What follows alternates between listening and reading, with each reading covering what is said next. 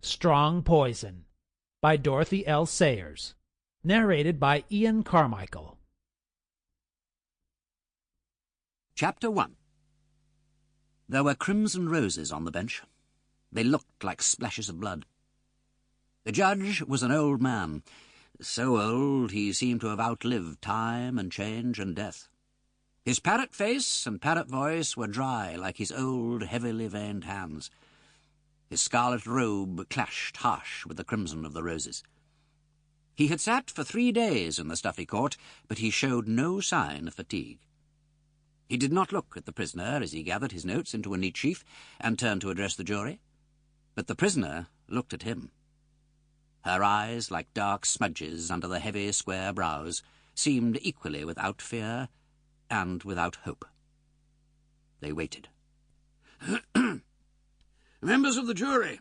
The patient old eyes seemed to sum them up and take stock of their united intelligence. 3 respectable tradesmen, a tall, argumentative one, a stout, embarrassed one with a drooping moustache, and an unhappy one with a bad cold.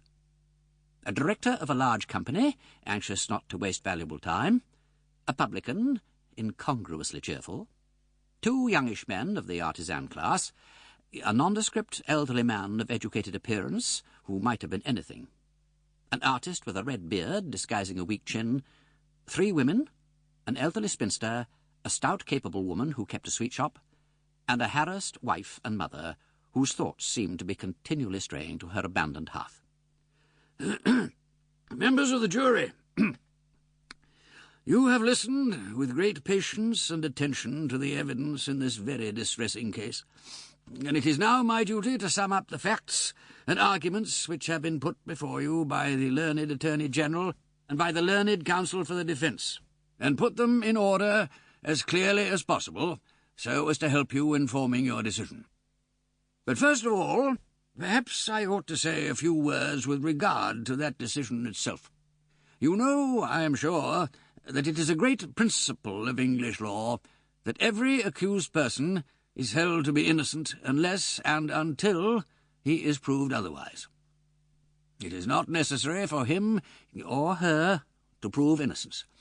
It is, in the modern slang phrase, up to the Crown to prove guilt.